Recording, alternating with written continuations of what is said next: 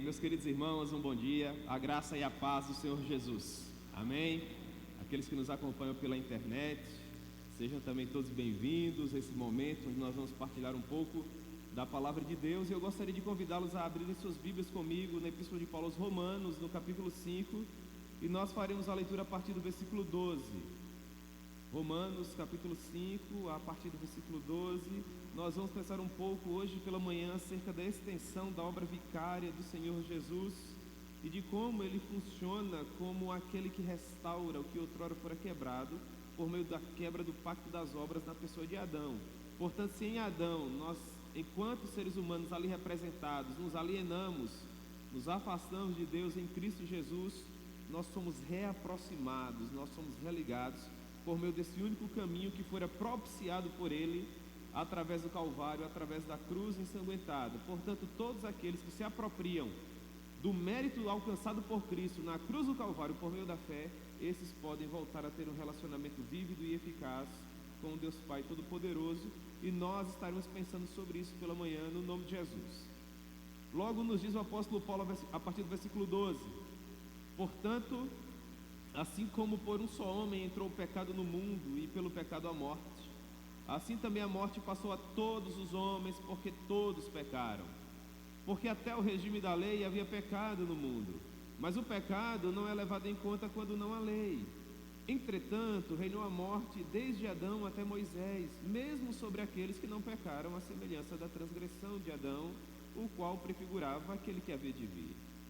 Todavia, não é assim o dom gratuito como a ofensa, porque se pela ofensa de um só morreram muitos, muito mais a graça de Deus e o dom pela graça de um só homem, Jesus Cristo, foram abundantes sobre muitos. O dom, entretanto, não é como no caso em que somente um pecou, porque o julgamento derivou de uma só ofensa para a condenação, mas a graça transcorre de muitas ofensas para a justificação. Se pela ofensa de um e por meio de um só reinou a morte, muito mais os que recebem a abundância da graça e o dom da justiça reinarão em vida por meio de um só, a saber, Jesus Cristo. Pois assim como por uma só ofensa entrou o juízo sobre todos os homens para a condenação, assim também por um só ato de justiça veio a graça sobre todos os homens para a justificação que dá vida. Porque como pela desobediência de um só homem muitos se tornaram pecadores, assim também por meio da obediência de um só muitos se tornaram justos. Sobreveio a lei para que avultasse a ofensa, mas onde abundou o pecado, superabundou a graça, a fim de que, como o pecado reinou pela morte, assim também reinasse a graça pela justiça para a vida eterna, mediante Jesus Cristo, nosso Senhor. Amém? Que Deus proponha a sua palavra ao nosso coração. Meus irmãos, vamos orar em nome de Jesus. Senhor, nós amamos o Senhor profundamente, rogamos o teu favor para que em graça e misericórdia o Senhor nos ensine aquilo que de fato quis nos propor quando permitiu que o apóstolo Paulo escrevesse essas palavras maravilhosas. Então tem misericórdia de nós e fala conosco de uma maneira simples e objetiva, no nome de Jesus, amém. Muito bem, irmãos, a extensão da obra vicária de Cristo. Para nós compreendermos a extensão da obra vicária do Senhor Jesus, quem finalmente haverá de ser salvo por meio do mérito alcançado por ele na cruz do Calvário, a princípio nós precisamos pensar um pouco acerca do pecado. Paulo sempre parte dessa dinâmica desde o princípio do documento, desde o princípio da carta, e ele vai seguir essa temática até o seu final. Portanto, ele começa nos dizendo assim: portanto, assim como por um só homem entrou o pecado no mundo e pelo pecado a morte, assim também a morte passou a todos os homens, porque todos pecaram. Perceba, nós iniciamos a doutrina da justificação pela fé no capítulo 3, versículo 21, e nós já estudamos algo a respeito da abrangência dessa justiça nos capítulos anteriores, final do capítulo 3, capítulo 4 e princípio do capítulo 5.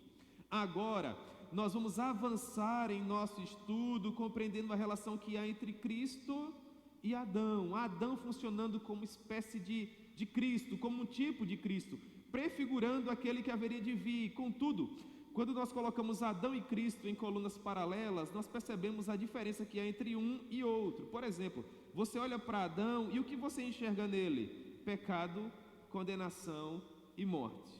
Contudo, quando você olha para Jesus, você encontra a antítese de Adão, aquilo que resolve a problemática que fora levantada por Adão, porque quando você olha para Cristo, você encontra justiça, justificação e finalmente vida. E o objetivo desse portanto, que inicia o versículo 12, é justamente nos chamar a atenção para aquilo que o apóstolo Paulo vinha desenvolvendo desde então, porque desde o capítulo 1 nós iniciamos falando a respeito dos efeitos danosos do pecado, de como o pecado nos aliena, de como o pecado nos afasta, de como o pecado nos torna as pessoas mais miseráveis de todo o universo, porque em virtude dele nós sabemos que se a nossa relação com Deus não for restaurada, tudo que nos aguarda é a expectativa de uma condenação certa, justa e eterna. Até que finalmente, uma vez que nós compreendemos os efeitos danosos do pecado, Paulo nos apresenta o antídoto para ele, o remédio, o lenitivo, que é a justificação por meio da fé. Justificação essa que faz com que os nossos pecados sejam lançados sobre Cristo e Ele expia esses pecados na cruz do Calvário, e uma vez que Ele derrama o seu sangue, os nossos pecados são perdoados, e a justiça que Ele alcança na cruz agora nos é imputada. E nós temos liberdade para nos relacionarmos com Deus, tendo-o como nosso Pai. Portanto, Paulo agora resume o argumento, dizendo que por meio de Adão o pecado entrou no mundo, e bem assim a morte. E a morte passou a todos os homens. Nós já estudamos isso no capítulo 3. E ele resume o argumento, trazendo-nos à memória Romanos 3:23. E o que ele diz no final do versículo 12?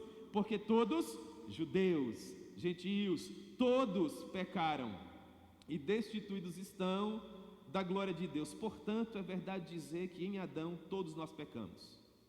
Ele não apenas foi o primeiro homem, mas o representante de todos os demais. Na queda dele todos nós caímos e na morte dele todos nós morremos. E não apenas nós, os seres humanos, mas também a criação fora afetada pelo pecado de Adão. Perceba, Paulo diz, assim como por um só homem entrou o pecado, não meramente no gênero humano, mas no cosmo, o pecado entrou no mundo. Não é à toa que em Romanos capítulo 8, e nós vamos estudar esse capítulo, se Deus permitir, Paulo nos diz assim a partir do versículo 19, a ardente expectativa da criação, leia-se tudo que fora criado, aguarda a revelação dos filhos de Deus. Por revelação dos filhos de Deus, entenda aquele momento apoteótico em que Jesus voltará para buscar a igreja, onde todos os seus filhos serão manifestos, desde aqueles que nasceram nos primórdios da humanidade, até aqueles que nascerão nos últimos dias da nossa peregrinação sobre a face da terra. No retorno glorioso de Jesus, aqueles que morreram em Cristo ressuscitarão primeiro, e aqueles que estiverem vivos por ocasião do seu retorno, esses terão seus corpos transformados. Então finalmente toda a nossa família se manifestará. A criação aguarda esse momento glorioso, porque a própria criação está sujeita à vaidade, leia-se, à depravação, ao pecado, à falibilidade, porque não apenas nós, seres humanos, falecemos, definhamos e finalmente morremos, mas também a criação, as árvores nascem, crescem, definham e morrem, e os animais e tudo mais que tem vida, até o que é inanimado, até o que não possui vida se deteriora, porque o pecado a tudo macula. E Paulo nos diz que isso ocorre no meio da criação não voluntariamente. Esse não era o objetivo de Deus para a criação, mas por causa daquele que a sujeitou. Contudo, Paulo diz em Romanos 8:21 que há esperança de que a própria criação será redimida do cativeiro da corrupção para a liberdade da glória dos filhos de Deus. Então mesmo a própria criação será restaurada, porque nós sabemos, diz Paulo, que toda a criação a um só tempo geme e suporta angústias até agora. Então mesmo nesse teatro maravilhoso que nós chamamos de criação, nós observamos as consequências danosas do pecado. Logo, à luz de tudo que Paulo tem nos ensinado até então, o pecado gera morte. O pecado gera essa alienação para com Deus. Essa é a recompensa para todo aquele que pecou. Leia-se todos os seres humanos. Romanos 6:23, a recompensa, o salário pelo pecado é a morte. Contudo, quando Paulo chega no final desse versículo 12, ao invés de concluir esse pensamento que ele levantou, essa tese acerca do pecado, ele de uma maneira abrupta encerra o pensamento, ele cria um lapso temporal dentro do seu pensamento e ele muda de assunto.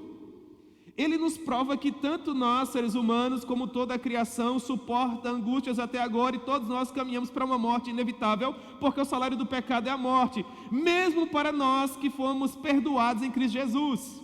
Verdade, irmãos, mesmo os crentes, os eleitos, estes, se Jesus não voltar para a nossa geração, morrerão, porque a palavra de Deus não pode cair por terra. Contudo, Paulo, ao invés de resumir, ou melhor, de concluir esse argumento, ele passa a nos explicar melhor o que ele procura nos dizer. Portanto, do versículo 13 até o versículo 17, nós temos uma explicação do versículo 12.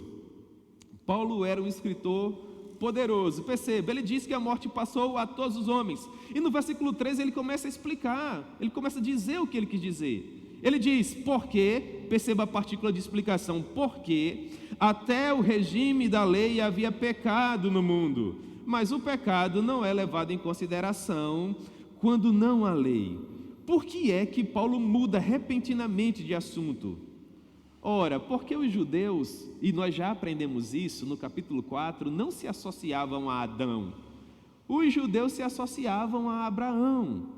E a leitura que os judeus faziam era a seguinte: se a lei só surgiu após Moisés, e Moisés vem muito depois de Abraão, o pecado efetivamente só entrou no mundo após o legislador Moisés. É isso que Paulo está dizendo aqui. Porque até o regime da lei havia pecado no mundo, mas o pecado não é levado em conta quando não há lei. O que Paulo está levantando é a tese de que, mesmo antes de Deus ter entregue a lei a Moisés, já havia o pecado no mundo. E como Paulo prova isso? Versículo 14, porque a morte reinou desde Adão até Moisés. Então percebam, vocês já estudaram os capítulos iniciais de Romanos. Por que é que nós morremos, irmãos? Porque nós somos pecadores, o salário do pecado é a morte. Aí Paulo pergunta assim para a igreja de Roma: vocês concordam comigo que antes de Moisés as pessoas já morriam? Versículo 14. E a igreja, irmão Jânio, tem que balançar a cabeça dizendo sim, é verdade, as pessoas morriam. E por que as pessoas morriam? Porque elas eram pecadoras e o salário do pecado é a morte. É isso que Paulo diz: reinou a morte desde Adão até Moisés, mesmo sobre aqueles que não pecaram, a semelhança da transgressão de Adão. E esse versículo 14 é interessante para a nossa geração, porque grosso modo nós estamos reiteradas vezes ouvindo as pessoas falarem assim: mas por que em último caso eu sou condenado, se quem pecou foi Adão?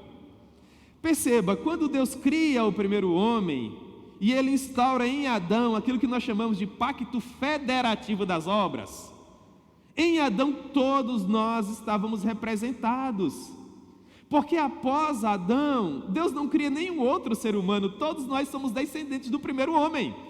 Então quando Ele cria Adão, o que Ele estava criando era a humanidade, para se relacionar com Ele.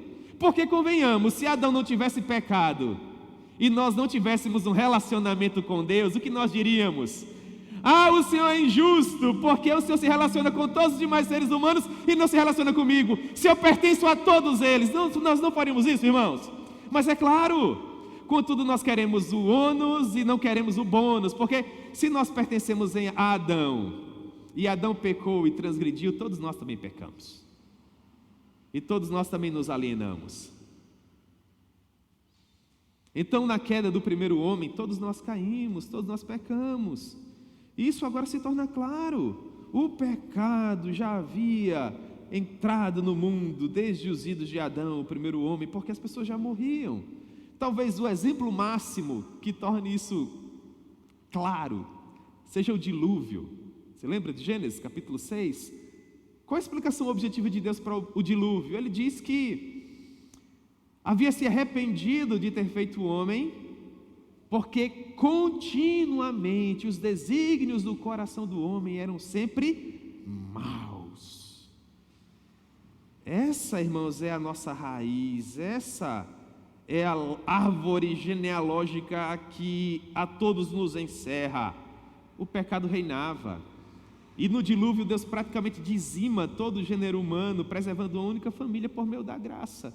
Porque Noé era pecador, tanto quanto os demais, mas aprove a Deus separá-lo para aquela missão específica, e ele achou graça perante o Senhor. Portanto, mesmo sobre aqueles que não pecaram, a semelhança da transgressão de Adão, reinou a morte. Contudo, Adão prefigurava aquele que havia de vir. Essa sentença final do versículo 14 aqui aponta para o fato de que Adão é um tipo de Cristo. Porque Adão é esse primeiro homem que nos gera a todos, e em Adão todos nós morremos, mas para que o plano de Deus quanto à salvação pudesse se aperfeiçoar, nós precisaríamos de alguém a partir de Adão, que passasse a borracha nisso, e que permitisse que nós viéssemos a ter de fato um relacionamento com Deus. Portanto, é nesse sentido que há uma semelhança entre Adão e Cristo. Em Adão todos nós morremos, porque a partir de Adão entra o pecado do mundo, mas em Cristo nós encontramos vida, e vida em abundância, porque Ele é o segundo Adão, aquele que vem em espírito, sendo Filho de Deus Todo-Poderoso, para resolver todos os problemas que são produto da rebeldia de Adão. Logo, Adão prefigurava aquele que um dia haveria de vir. Em resumo, assim como Adão comunicou aquilo que lhe era próprio, Jesus nos comunicou da mesma forma aquilo que também lhe era próprio. Em Adão nós recebemos morte e condenação eterna. Em Cristo nós recebemos vida e salvação eterna. Então aqui inicia-se o paralelo. Aqui inicia-se, irmãos, essa linha de pensamento levantada pelo apóstolo Paulo, para que nós venhamos a compreender a diferença que há entre um homem natural, alienado de Deus, completamente corrompido, e aquele homem perfeito que vem nos restaurar. E é essa explicação que Paulo inicia a partir do versículo 15, quando ele diz assim: todavia, perceba, há uma mudança de direção. Paulo termina o versículo 14 dizendo que Jesus prefigurava aquele que havia de vir. Contudo, ele diz no versículo 15, todavia há uma diferença enorme, abissal, entre Adão e Jesus. Por quê? Porque o dom gratuito não é semelhante à ofensa. Porque se pela ofensa de um só morreram muitos, muito mais a graça de Deus e o dom pela graça de Deus em um só homem, Jesus Cristo, foram abundantes sobre muitos. Paulo começa nos dizendo no versículo 15 que se em Adão nós encontramos morte, em Jesus nós encontramos vida, porque Jesus não é o Senhor da morte, Jesus é o Senhor da vida. Pelo contrário, a morte foi vencida por Ele. Portanto, o significado da vida e do ministério de Cristo não se resume tão somente a refutar ou a destruir as consequências danosas causadas por Adão, porque em Adão nós temos o pecado de um homem contaminando todos os demais. É como que se de uma gota surgisse a vastidão de oceanos inteiros. Jesus, por outro lado, seria homem tal qual Adão. Dentro do meu exemplo, seria uma outra gota. Contudo, convenhamos, a partir de um homem, salvar tantos quantos os grãos de areia que há sobre a praia dos mares, e tantos quantos como as estrelas que povoam todas as galáxias que se espalham por toda a vastidão do universo, irmãos, seria algo inimaginável. Portanto, a pergunta é: quem é mais poderoso? Aquele que a tudo destrói ou aquele que a tudo restaura? Mas é lógico que aquele que a tudo restaura, e aqui reside o maravilhoso contraste entre Adão e Jesus. Porque Jesus é infinitamente superior a Adão, infinitamente superior a todos os demais.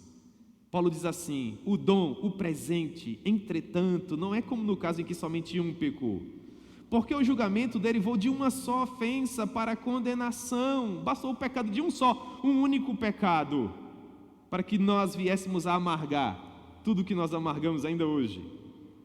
É de partir o coração, irmãos, ter acesso aos telejornais e as notícias que as pessoas compartilham conosco nas redes sociais, Tanta maldade, vileza, tanto ódio, a morte é disseminada, a vida não vale absolutamente nada, os valores familiares são pervertidos, as instituições criadas pelos homens não nos passam qualquer credibilidade. O mundo de fato jaz no maligno por um pecado. E daí nós temos uma ideia de quão santo Deus é, não é? Portanto, o dom, entretanto, não é como no caso em que somente um pecou, porque o julgamento derivou de uma só ofensa e o resultado nós observamos a olhos nus. Eis a condenação que o pecado nos trouxe, mas a graça, a porção final do versículo 16, transcorre de muitas ofensas, de inúmeras, de milhares, nós não temos como aferir. Porque em um único ser humano nós encontramos uma multidão de pecados. Como Jesus precisou de poder, de graça, para fazer com que, a partir de muitas ofensas, a sua graça nos alcançasse e nos justificasse. Não há dúvidas, ele de fato precisava ser muitíssimo superior a Adão, assim como ele é. Contudo, nesse momento nós precisamos, irmãos, fazer uma parte aqui na nossa fala. Por quê? Porque Paulo nos diz que através desse dom, muitos são salvos. Essa salvação ela se espalha. E no versículo 18, Paulo nos diz que ela se espalha sobre todos os homens, mas a pergunta é: será que em virtude do sacrifício vicário de Cristo, será que após o evento cruz ensanguentada, todos os seres humanos serão salvos?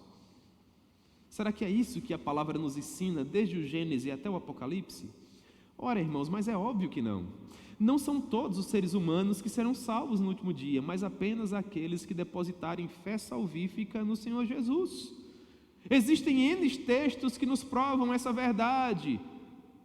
Por exemplo, João capítulo 17, versículo 9, a oração sacerdotal de Jesus. Ele está prestes a viver o momento mais importante da sua vida, que é a sua morte. E ele nos diz assim: Pai, é pelos que tu me deste que eu rogo. Eu não rogo por todo o mundo, mas por aqueles que tu me destes, porque eles eram teus e tu me destes. Então Jesus está orando especificamente por todos quantos acreditaram nele por meio da fé antes do seu nascimento, porque aqueles que foram salvos no Antigo Testamento não foram salvos por causa da lei, mas eles foram salvos porque acreditavam na promessa de que um dia o Messias viria e o Messias expiaria o pecado deles. Então eles foram salvos porque olhavam para frente, olhavam para o Jesus histórico que ainda viria. Nós que nascemos após Jesus, em nosso caso 2 milênios depois, somos salvos porque nós olhamos para trás. Porque nós olhamos para aquela sexta-feira, nós olhamos para aquela poça de sangue enorme que ficou aos pés da cruz, e nós nos apropriamos do sacrifício dele por meio da fé, entendendo que ele morreu em nosso lugar. Então não são todos os seres humanos, irmãos, que recebem essa benesse, mas apenas aqueles que respondem de maneira afirmativa à oferta do Evangelho. Portanto, a palavra de Deus é clara. Atos capítulo 10, todo aquele que invocar o nome de Jesus será salvo. Por quê? Atos capítulo 4, porque não existe salvação em nenhum outro nome. Porque não existe nenhum outro nome dado entre os homens pelo qual importa que nós sejamos salvos. E o próprio Filho de Deus nos diz que Ele é o único caminho, a verdade e a vida, e que ninguém vem ao Pai senão por Ele. Portanto, nós precisamos entrar por essa porta estreita. Precisamos porfiar por entrar por esse caminho. Porque se nós conseguirmos, irmãos, restaurar esse relacionamento com Deus, nós não temos mais qualquer motivo para temer. Sabe por quê? Porque na própria oração sacerdotal de Jesus, no versículo 12, ele diz assim: nenhum daqueles que tu me destes se perdeu. Se perdeu. O que nós aprendemos? Que todos os seres humanos que foram comprados por Cristo na cruz do Calvário, estes estarão na glória. Não por seus próprios méritos, mas pelo mérito de Cristo. Porque Cristo é todo poderoso, irmãos. Ele nunca fez nada imperfeito. Será que Ele faria justamente a nossa salvação imperfeita? Mas é claro que não. Se você foi amado por Deus desde antes da fundação de todos os séculos, não tenha dúvida, pecador, você estará na glória com Ele. Porque Jesus lhe levará através do seu poder até lá. através de todos os percalços da vida, através de todos os dissabores da vida. Eu não sei por quais caminhos Deus, em graça e misericórdia, tem conduzido a cada um de vocês, porque cada um de nós possui a sua própria história, mas de uma coisa eu sei: mesmo por caminhos diversos, mesmo através da sua própria jornada, no grande dia todos nós chegaremos ao final, porque o poder de Deus é quem nos conduzirá até lá. Portanto, mais uma vez, Paulo procura deixar claro o que está acontecendo aqui. Versículo 17: em Adão nós temos ofensa e morte, mas em Jesus nós temos graça, justiça e vida. Perceba, se pela ofensa de um e por meio de um só reinou a morte, muito mais os que recebem a abundância da graça e o dom da justiça reinarão em vida por um só. Perceba, Paulo não coloca uma condição aqui, ele está fazendo uma afirmação. Ele, em primeiro lugar, afirma: em Adão você recebeu ofensa, condenação e morte, mas em Cristo, no sacrifício único, perfeito e eficaz, você recebe graça, justiça e vida. Então são verdades palpáveis, sobre as quais nós podemos tocar, assim como eu toco nesse púlpito agora. Porque assim como eu tenho certeza absoluta que enquanto ser humano, o meu organismo está falindo, e que se Jesus não voltar eu vou morrer, por meio dessa doutrina de Romanos capítulo 5, eu tenho também a certeza absoluta de que quando eu morrer, eu viverei eternamente, porque Jesus me assegura isso, por meio da fé. Pois assim como por um só homem, versículo 18, é uma verdade tão preciosa que se faz necessário 3 versículos, ele bate na mesma tecla, ele quer que você tenha certeza absoluta, porque aqui reside o conceito de paz que excede todo entendimento. Porque se você tiver medo da morte e das consequências dela, você vai ser uma pessoa infeliz e não encontrará paz. Porque por mais que você tenha um final de semana maravilhoso em Lucena deve ser grande demais, irmãos. Todo mundo que eu conheço tem uma casa em Lucena. Deve ser do tamanho do planeta. Por mais que você tenha um final de semana maravilhoso em Lucena, na segunda-feira você vai lembrar que daqui a pouco você vai morrer. Não é essa a angústia do pecador que não tem a Jesus? Fica fazendo as continhas lá nos dedos: meu Deus, o que vai ser de mim? Deus quer que você tenha certeza de que você é um vitorioso em Cristo, de que a sua vida eterna está assegurada pelo sacrifício dele. Então Paulo diz: pois assim como por uma só ofensa veio isso que você experimenta.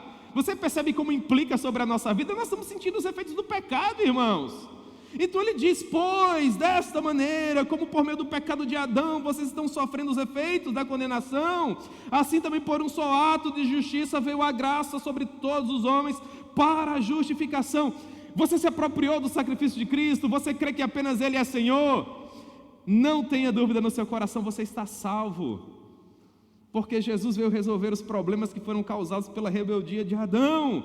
Versículo 19, porque, perceba, mais uma vez a mesma partícula, você não pode ter dúvida, porque, como pela desobediência de um só homem, muitos se tornaram pecadores, assim também, por meio da obediência de um só, muitos se tornarão justos. Por que se tornarão está no futuro? Porque a nossa jornada ainda não terminou. Nós já alcançamos justiça, mas aqueles que virão após a nossa geração, quem sabe, se Deus assim o permitir, se outras gerações ainda vierem, estes também alcançarão essa promessa.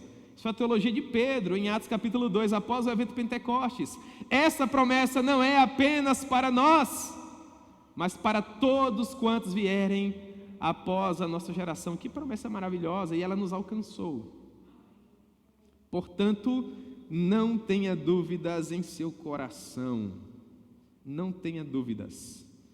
Paulo diz em 1 Coríntios capítulo 15, visto que a morte veio por um homem, também por um homem veio a ressurreição dos mortos, porque assim como em Adão todos morreram, assim também todos serão vivificados em Cristo Jesus. Que amor extraordinário!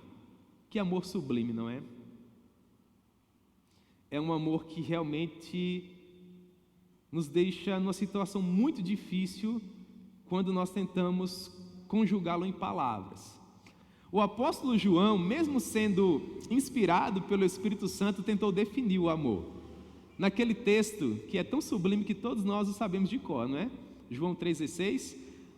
O apóstolo João inicia assim: porque Deus amou o mundo, e agora vai precisar definir o que é amor, não é, irmãos? Amou o mundo como? Então ele nos traz a revelação máxima do amor de Deus, a mais sublime expressão do ser de Deus. Porque Deus amou o mundo de uma maneira tal que nos entregou o seu Filho unigênito, para que todo aquele que nele crê não pereça, mas tenha vida eterna. Essa é a mais perfeita definição de amor. Por que eu digo isso? Ora, nós já estudamos ainda no capítulo 5, só que lá no versículo 8, quando Paulo nos diz assim: mas Deus prova o seu próprio amor para conosco, Romanos 5,8, pelo fato de ter Cristo morrido por nós, sendo nós ainda pecadores. Jesus amou você, quem sabe, quando nem mesmo a sua família amava você. E o amor de Jesus foi te resgatar, quem sabe, em um local onde nem mesmo o braço armado do Estado, a polícia, tinha condições de ir lá te buscar. E o amor de Jesus foi até lá e trouxe você. E transformou radicalmente a sua história. E talvez agora você esteja se perguntando assim: mas será que há esperança mesmo para mim? Porque se você tiver a sensibilidade e a sinceridade do apóstolo Paulo, quando você compara a sua vida com tudo que Jesus fez por você, ou seja, com a vida de Jesus, então você haverá de se sentir o principal dos pecadores, o mais vil e miserável dos homens. Era assim que Paulo se sentia, o principal dos pecadores. E talvez você comece a fazer algumas contas aí em sua mente acerca da quantidade de pecados que você possui. Meu Deus, são inúmeros. Eu já fiz coisas horríveis, eu me envergonho daquilo no que eu já pensei, eu me envergonho de algumas palavras que eu já pronunciei, de algumas atitudes que eu já tomei. Ah, Senhor, eu não sou digno de ser chamado teu filho. Eu não sou digno de me assentar à tua mesa junto com aqueles santos, junto com os patriarcas e com todos os reis que foram piedosos, os profetas que legislaram, com todos os santos que são personagens notórios no Antigo Testamento, depois com o colégio apostólico, com todos aqueles que foram servos do Senhor Jesus, homens apaixonados por Ele, depois o apóstolo Paulo, junto com todos os seus discípulos, e todos os demais heróis da fé que se somam para escrever a mais bela história de todo o universo, que é a nossa história. A história da redenção, irmãos, é a mais bela história que qualquer ser humano terá acesso. E você contempla tudo isso e diz: eu não sou digno de ter lugar no meio dessas pessoas. Eu me conheço, eu conheço o meu coração, eu sei qual o tamanho da minha maldade. E para fazer o nosso coração descansar, irmãos, o apóstolo Paulo nos traz um conceito que é primoroso, um conceito que é maravilhoso. Ele diz assim no versículo 20: sobreveio a lei para que avultasse a ofensa. Ele diz, perceba, o objetivo da lei nunca foi salvar quem quer que seja. Nós já estudamos em Romanos capítulo 3, versículos 19 e 20, que tudo que a lei diz, aos que vivem na lei o diz para que se cale toda a boca, e todo mundo seja culpável perante Deus, visto que ninguém será justificado dele por obras da lei, em razão de que pela lei vem o pleno conhecimento do pecado. Qual é o objetivo da lei? Tornar o nosso pecado mais claro. O objetivo da lei foi nos oferecer parâmetros para que nós viéssemos a perceber o tamanho da maldade do nosso coração, como nós somos idólatras, egoístas, antropocêntricos, como nós somos vis, como nós buscamos sempre os nossos próprios interesses em detrimento de todos os demais. Se não houvesse a lei para servir como parâmetro, quem sabe a nossa autojustiça nos diria que nós não éramos assim tão pecadores, mas quando nós olhamos para o Antigo Testamento e sobretudo para a lei dos mandamentos, nós percebemos quão distantes nós estamos do Senhor. Então Paulo diz que nos sobreveio a lei para que avultasse a ofensa, para que você visse o tamanho do abismo, para que isso lhe deixasse chocado. no ápice do desespero, quem sabe? E quando finalmente você entende a sua miséria, Ele diz: não se preocupe, porque onde abundou o pecado, superabundou a graça. Não há pecado que o sangue de Jesus não possa perdoar. Não importa quão miserável seja o homem. É por isso que o Evangelho é tão democrático, irmãos, e demonstra um Deus que é tão poderoso. Ele não leva em consideração o tamanho do abismo no qual você se encontra, a profundidade do poço no qual você foi jogado. Ele olha nos seus olhos e diz assim: venha como você está. Significa dizer que Ele é todo poderoso, porque se Ele não fosse todo poderoso, Ele colocaria condições: venha como você está, mas se porventura o seu problema for esse em especial, me perdoe, porque esse problema eu não posso resolver. Nós encontramos isso no Evangelho? Nós não encontramos isso no Evangelho, porque as leis que nos limitam não limitam a Deus. Nós somos restritos pela química, pela física, nós somos restritos pela história, pela geografia, e eu poderia passar a manhã inteira falando daquilo que nos restringe, mas Deus não. Ele não é restrito pela química, pela física, pela história, pela geografia. Ele não é restrito por absolutamente nada, porque Ele é Deus. E quando Ele opera, ninguém pode impedir. Ele não possui inimigos à altura. É por isso que Ele é o alfa e o ômega, o princípio e o fim. É por isso que quando Ele abre, ninguém fecha, e quando Ele fecha, ninguém abre. Ele é o Todo-Poderoso. E Ele diz para você hoje pela manhã que não importa tudo aquilo que você fez antes de compreender a mensagem da cruz, o sangue de Jesus é suficiente para perdoar todos os seus pecados.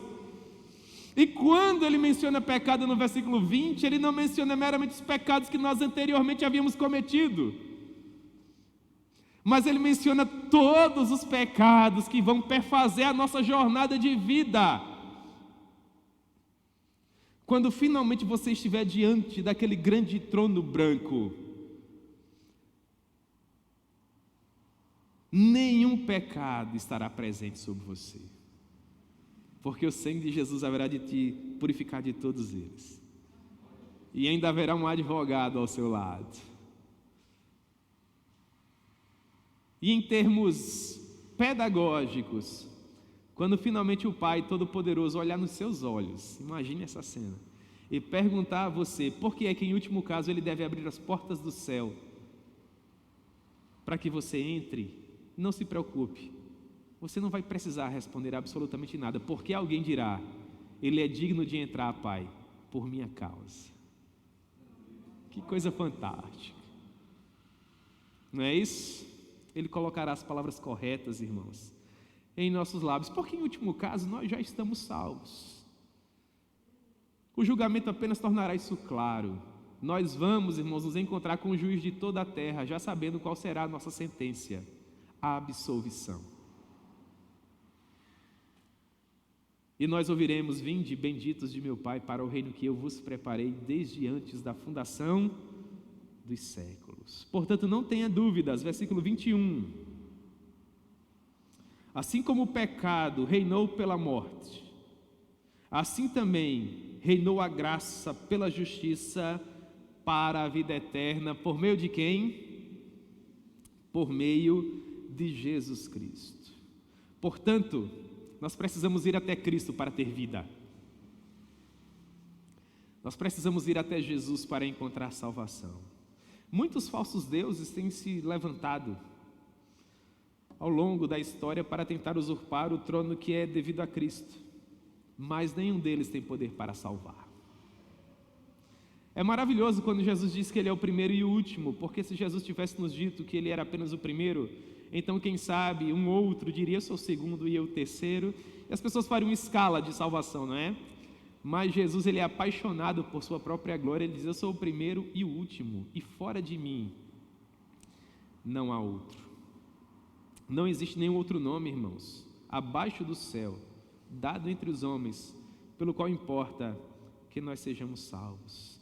Jesus é o Cordeiro de Deus que retira o pecado do mundo. Portanto, vamos entrar por essa porta estreita, porque larga é a porta e espaçoso é o caminho que conduz à perdição, e muitos são os que entram por ela. Porque estreita é a porta e apertado o caminho que conduz à vida, são poucos os que acertam com ela.